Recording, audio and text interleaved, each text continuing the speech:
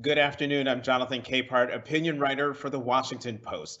My guest this afternoon is a surgeon, a scholar, and the 17th president of Howard University here in Washington, D.C., Dr. Wayne Frederick. Dr. Frederick, thank you very much for coming on Washington Post Live. Thanks for having me, Jonathan.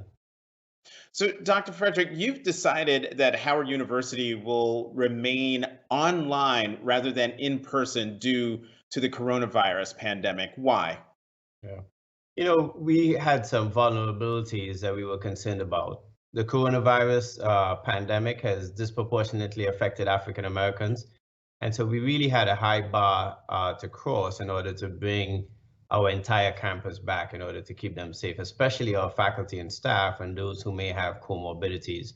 We were prepared to do that. We set up our own testing capability. We have a hospital. And so we were preparing to do that. However, when the mayor decided that you would have to quarantine for 14 days if you came back from about 29 states, that covered about 40% of our student population who we were going to bring back. And at that point, we didn't feel that we could do that safely and execute on that. So we decided the safest thing to do would be to proceed with online. We have our health sciences students here and some faculty and a few sports teams, but significantly decreased, and nobody's in the residence hall. So, what factors will you consider if you decide to have students in classrooms again? So we look at the state of the pandemic at that point. DC has done a fantastic job of keeping the infection rate down, and it appears that that spread, at least locally, is down. As that happens around the country, we will keep track of that. That'll be one factor. The second factor will be as people start coming back into the city and the city opens up more, does that still stay the same? The third factor will be our own capacity to test. Testing clearly for the universities around the country that we've been observing who've done this well, their testing capacity has been critical and has been key. And now that we have a lab stood up, we feel that we will be able to do that. We want to make sure that that lab is functioning at the highest level possible. And so those would be some of the primary factors that we will look at. And of course, the sentiment of the faculty. Are they willing to be in the classroom with students? So I find it interesting. You said you've been talking to other universities, I would assume fellow university presidents. What are you hearing from them? What challenges are they facing that you're also facing, or maybe more importantly, that you're not facing? I'm chair of the consortium of universities here in the Washington region, and we've had a mixed, experience of some of us being online, some having in person. And what I'm hearing is testing. University of Maryland and George Mason in particular have really stood up extremely robust testing protocols, and that appears to be very important. The other thing that I'm hearing is culture. I heard a great saying just a couple of days ago, and that is that culture is tolerated behavior. And that probably applies even more so to this particular circumstance. What are we going to tolerate as a university community? And are we really going to look out for one another? I think that Howard students and faculty and staff can do that. But you have to sometimes put that to the test and see if your culture is really ready for that. I think we are, but we are looking at the experiences of the universities who've been successful. And that appears to be the case, that the tolerated behavior is really good behavior.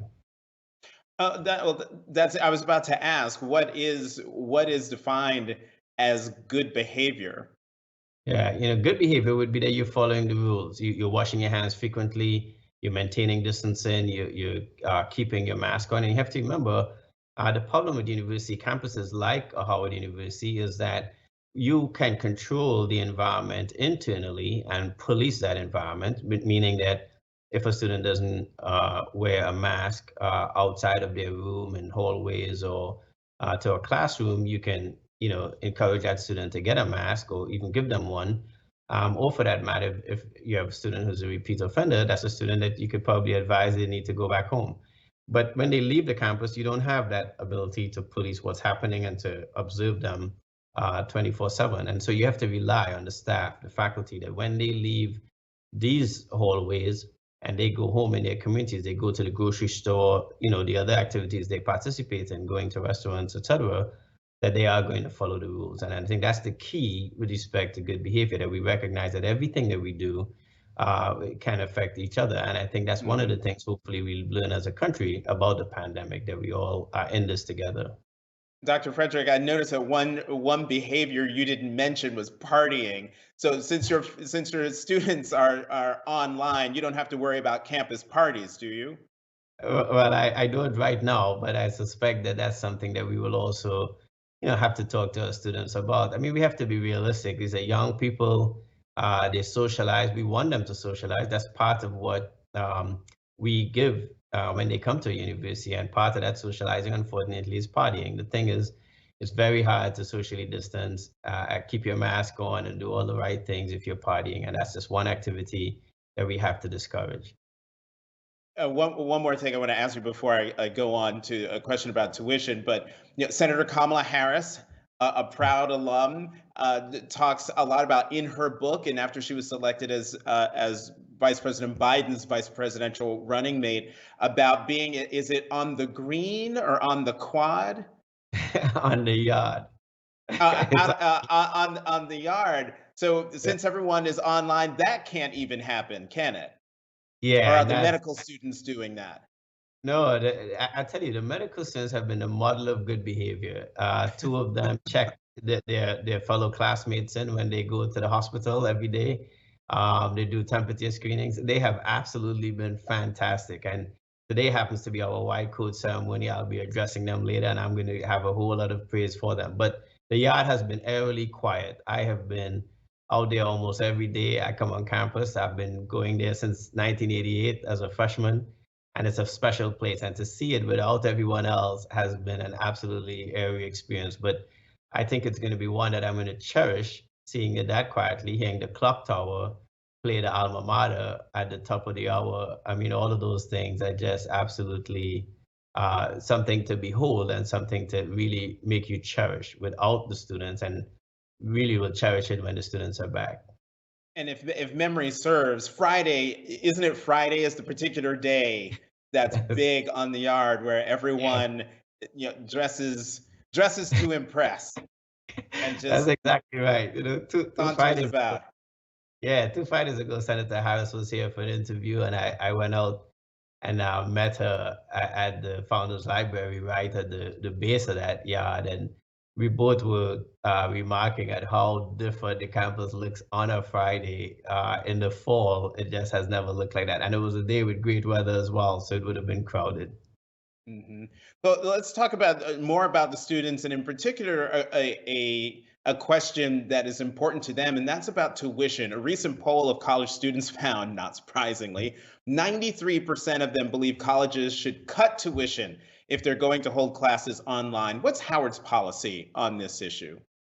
Yeah, we feel strongly that our online instruction is of a high quality, and we don't think that we're compromising there. However, the unemployment rate in the country, as we are in a recession, is about 8%. For African Americans who are disproportionately impacted, it's about 13%, and that's the known unemployment rate. You really look at every possibility, it probably is as high as 15%. So with that in mind, and with predominantly Black students coming here, we decided that we would give what we call hard grants to support students with hardship that we anticipate would have a parent who may have lost a job or getting decreased wages, etc. And in some circumstances, because of the disproportionate impact of COVID, have a parent who may have been hospitalized for a while, or God forbid, a parent who may have passed. So what we have done is, for all our Pell Grant eligible students, we've given them a grant of $1,250. And for any student who does not get a Pell Grant, but also has an expected family contribution that does not quite meet the cost of attendance, we've given them a grant of $500. That's going to cost us about $8.1 million this fall. We felt it was the right thing to do. And then the second thing that we did as an institution is we have not taken any action on the labor force. We employ more African American faculty than any other institution in this country. And so I think it was important for us to stand together to make adjustments elsewhere. We're going to look at this every quarter. So far for the first quarter, we seem to be on target, and we're going to make every effort to not have layoffs in personnel and contribute to the African American unemployment rate. Dr. Frederick, can I get you to confirm something? Is it right? Enrollment retention has been higher than expected. Um, is that That right? That's exactly right. And this was surprising, but it does have a little bit of a story behind it. Last year, the Department of Justice had made a decision that when colleges and universities get students to commit on May 1st, in the past, we had almost a bit of a gentleman's and ladies agreement that we would not basically offer students a scholarship after they've committed to another school. They felt that that might be decreasing competition, and so that rule is now no longer. So as of May 1st this year, all those students may have committed to us, they could have received scholarship packages from elsewhere. So planning with that in mind, we had an enrollment strategy to admit more students, expecting to lose some to that activity. So we went in pre-pandemic with a very strong recruitment cycle and a very strong retention cycle. And what has happened is that we targeted 2,100 freshmen for enrollment. We ended up with 2,450. And we also really wanted to retain more students. Since I've been here, we've gotten the graduation rate up 20%, four-year graduation rate, and we have aspirations to go even higher. And so we had some things in place to do that. And to our surprise, that went even higher than we thought. So we had 9,400 students last fall, and I'm happy to report that we have 5 students short of 11,000 right now. We've had a 17% increase in our enrollment year over year. Okay, so I'm sorry, I was sort of blown away by that jump in freshman enrollment. I guess I was asking that question because wondering if the enrollment retention is a result of students being able to do their classes online. But what it sounds like, that enrollment retention is because of a concerted strategy that has nothing to do with coronavirus and everything to do with um, figuring out a way to compete with other universities for students. Yeah, I would say the majority was to compete. I do think a portion of it does have to do with the fact that we're online, because I think students and parents have made the decision that, listen, we have a pandemic, you're going to be at home anyway, let's make every effort to stay in school. You don't have the expense of having to stay in residence hall, having to get a meal plan. And so that makes it probably more feasible financially. And so, let's go after it. The other thing is, I think there was a lot of sentiment that freshmen in particular would take a year off. The question is, take a year off and do what? So if you could take a year off and go backpacking in Europe, fine. But to take a year off now when you're going to be at home anyway and you can take some classes, we think that's to do. And we're so convinced about that we also are considering potentially having a mini master in the winter to give students another opportunity to take even another class so that they can matriculate. We're really focused on getting students through the cycle, Jonathan. And I think especially for African American students, that's a key contribution that we must make. Right. Dr. Frederick, since the killing of George Floyd, we have seen protests, racial justice protests all over the country, including here in Washington, D.C., as the president of the preeminent HBCU in the country. How do you view these protests that have been happening around the country?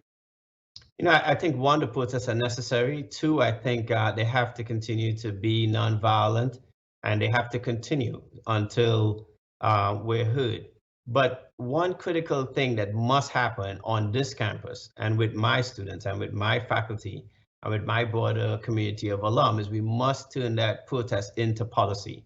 And I try to always convince our students to do that. So our homecoming week, which will be virtual, we are going to focus on a symposium of protest to policy, because I think it's absolutely critical that we represent as part of the brain trust of America around these issues that have plagued us, that we have been researching since our inception 153 years ago, that we need to be at the forefront for providing solutions, because our lawmakers are going to need to hear from people in the community like us who have different ideas about what policing should look like, who have different ideas about what health the health disparities cause, and what the lack of intergenerational wealth it causes in the African American community. And I believe that we have some scholars on this campus that have excellent ideas, that they can give to the government and others to bring about change. And so we're going to be at the forefront of trying to bring that about.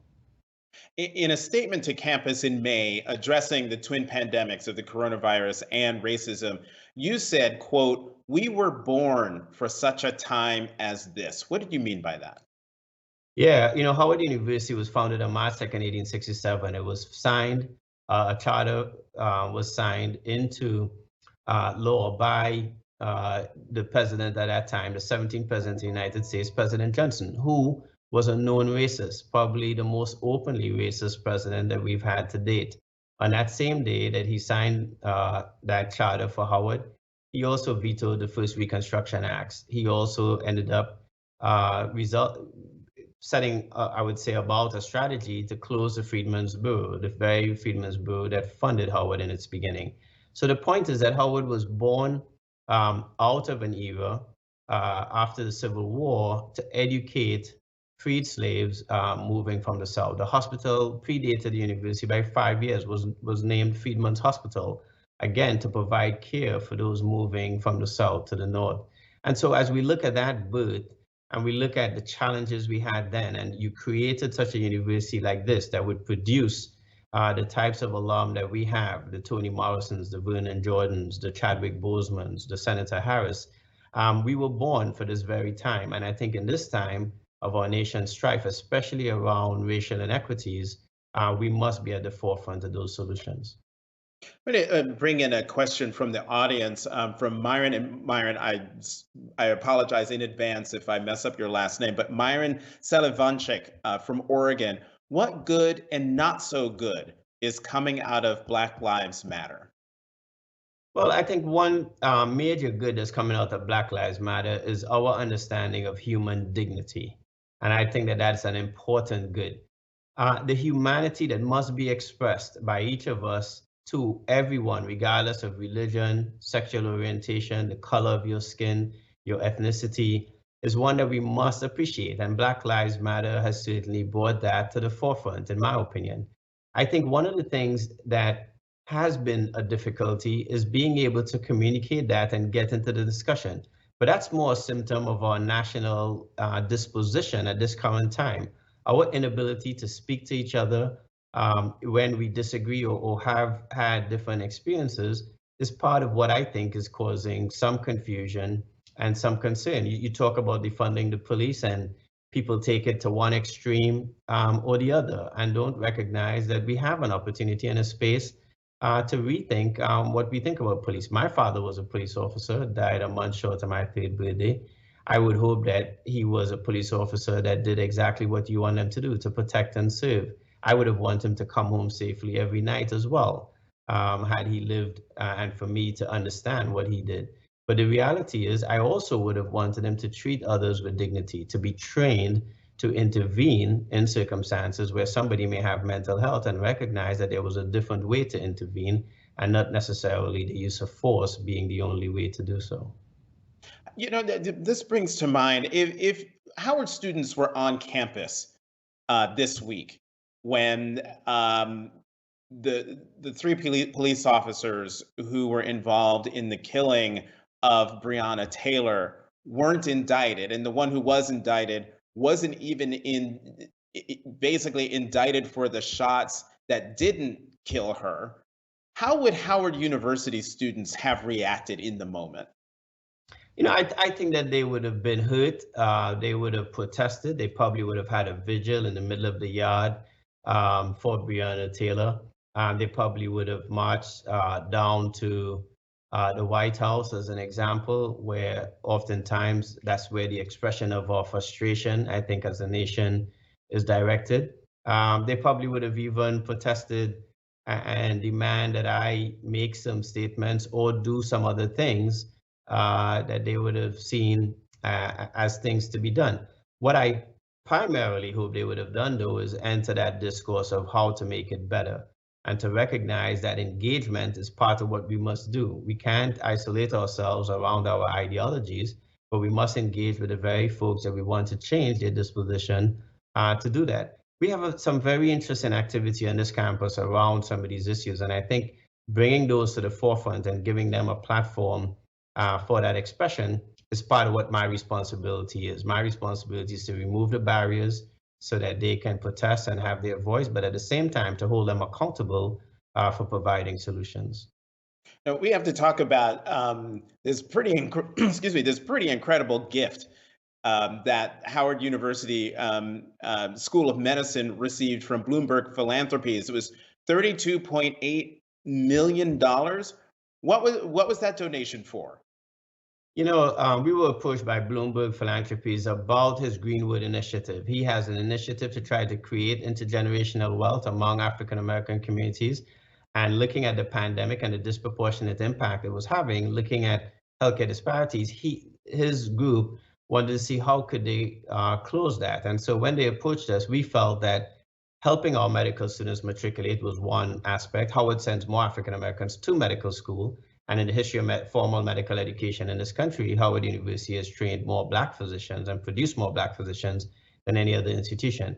And so recognizing that the 4 Black medical schools in this country really had a critical role to play, they felt that an investment that would help those students graduate with less debt would be the right type of investment. And I think they got that spot on. It was correct, the correct thing to do. If those students graduate with less debt, they have more freedom to do what they already do, which is they tend to go into underserved communities and serve those communities well. And then they also have an opportunity to build their wealth and hopefully pass that on to others. And so I think it is the exact type of investment and the exact type of activity that I would say we need as a country in order to really undo some of the structural racism that has really prevented the advancement of African Americans.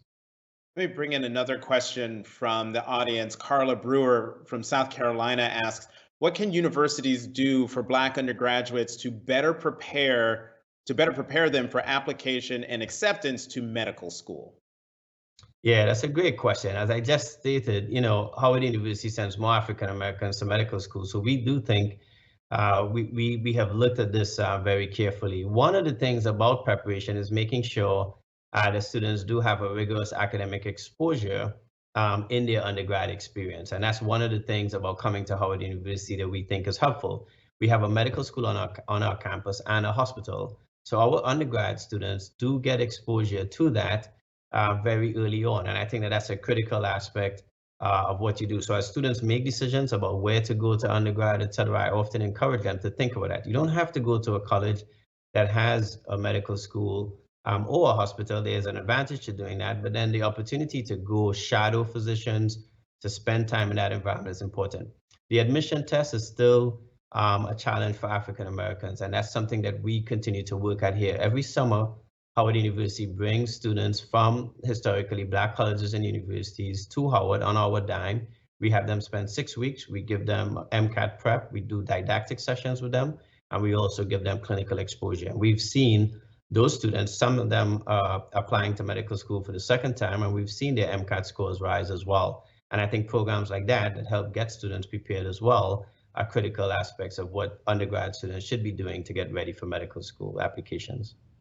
As you were speaking, I was reminded of a question I should have asked you at the beginning of the conversation. We were talking about your enrollment retention.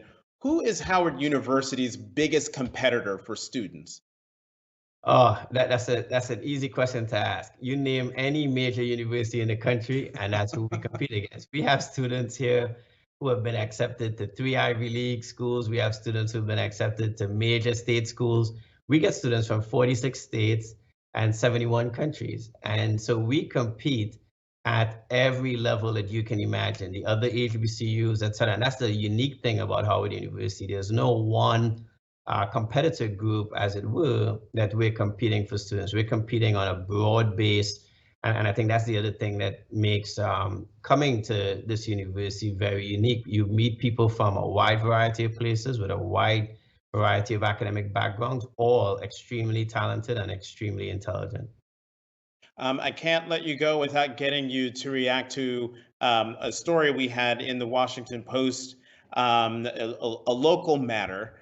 The university offered to hire the DC city administrator who had negotiated a big tax abatement for the school to build a new hospital and redevelop its land.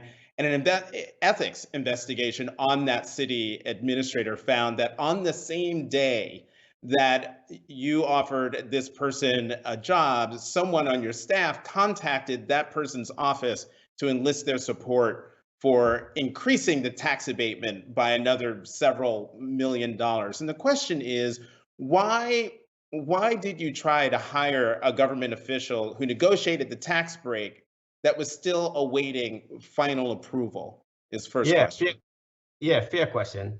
And I'll tell you the circumstances of this. We had been negotiating this tax abatement for a while, and actually it was a compromise position from the original matter, which was we wanted to participate in the hospital in Southeast. The mayor and her staff, on recommendation by the same city administrator, decided to go in a different direction. I disagreed with that decision. I disagreed with the city administrator's recommendation, probably vehemently, to be quite honest. And if there's one issue for which I would not be interested in hiring him, it would be because we disagreed on it so strongly, would have been that hospital issue. Nevertheless, the tax abatement was a deal that the mayor brought to us to assist Howard, for which I'm very grateful. And it was a good deal. We had a discussion in front of the council about it at the end of June. And at that time, for all intents and purposes, it had to go for a vote. It was essentially, from as far as I'm concerned, wrapped up. The office of the chief financial officer continued to engage with us just to make sure that all of the finances made sense. And that was an important and critical aspect of it. The way the tax abatement works is that we would get a tax abatement over a certain period of time for the land that we would be vacating from the hospital to redevelop it. And there was some concern about the value of that tax abatement. It's not one for one. I know the papers report that we are getting 200 and something million dollars towards a $450 million hospital. That's not how it's going to work. If a developer shows up and we provide a tax abatement, and we want them to give us money up front against that tax abatement, they will give us a percentage of the tax abatement. So if the tax abatement is 200, they may decide to give us 80 million as an example. So we were concerned that the numbers that we thought we would get from it and what was intended for us to get from it to put towards the hospital, that there was a gap. My team, of course, it was the first time I met with the city administrator. He had reached out to one of my board members about making a transition. He had previously interviewed for a higher education job elsewhere, was a finalist, and they took somebody internal. So he had an interest in joining higher ed. And by the time he and I were speaking, my team, unbeknownst to them, had sent a note back over saying, just concerned about the value of the tax abatement to make sure that we were getting the same fair value. And he and I had just had an initial conversation about him wanting to do that. He has been the city administrator for 5.5 years, the longest serving, somebody I respect. While I disagreed with him on the hospital deal, as I said before, I grew to respect him. I think we have a mutual respect. I want Howard to have talented people, and especially a young African-American mayor like himself. I thought he would fit in. We were looking for somebody to lead our strategy implementation. And so that was a conversation that we had again. And I think the ethics review found that to be fine. I think what he was fined for was when that went over, they felt he should have recused himself and have somebody else respond. His response was that he felt the value was the same and that he wasn't going to recommend a change. So I love the city. I would never do anything to compromise the institutions of the city. Or the mayor's office. And so we remain committed to providing great healthcare and to continuing to move forward with our hospital plan.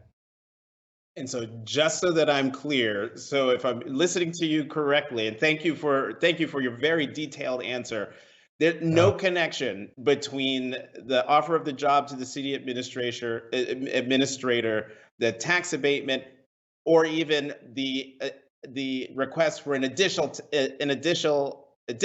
tax abatement the same day the job was offered.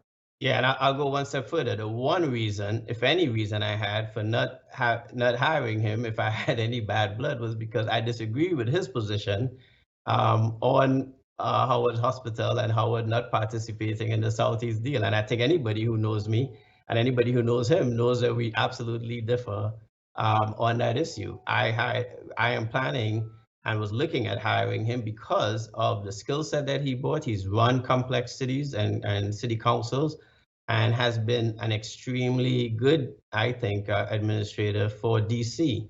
and how that's the kind of talent that Howard can use as we move into the future. And so that's the basis of, and he had an interest in us that he expressed. And so those were the factors for me in engaging him.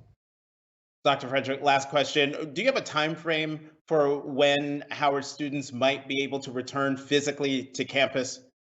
Yeah, unfortunately, I don't. We're hopeful about the spring, but I have to be honest, I'm concerned that vaccine distribution, if a vaccine is approved, may not be where we would expect it to be in time for the spring. And that is a genuine concern that I have. Again, we have a vulnerable population that's largely African American, and so we have to be very careful with that. And with that, we're going to have to leave it there. Dr. Wayne Frederick, president of Howard University, thank you very, very much for joining us on Washington Post Live. Oh, it was a pleasure. Thanks for having me. And thank you for joining us today. Please watch Washington Post Live next Tuesday at 11 a.m. when my colleague Ellen Nakashima interviews President Trump's former National Security Advisor, H.R. McMaster. And then at 3 p.m. Eastern that same day, next Tuesday, David Ignatius will have a conversation with the director and producers of Kingdom of Silence about the killing of Washington Post journalist Jamal Khashoggi. You can always head to WashingtonPostLive.com to register and find more information about upcoming programs in the calendar. In the meantime, I'm Jonathan Capehart, opinion writer for the Washington Post. Once again, thank you for joining Washington Post Live. Have a good weekend.